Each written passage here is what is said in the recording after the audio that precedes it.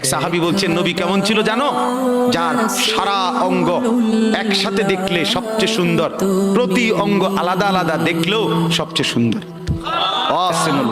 আরেকজনকে বলছে, আপনি বলেন তো।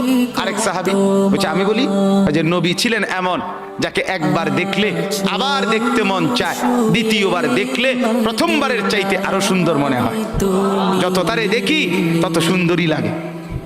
তিনি ছিলেন আল্লাহ তাআলা মেরাজে, এই যে এই মাস 7 আসমানের উপরে আরশে আজিমে আল্লাহ তাআলা নবীকে নিয়ে গেলেন।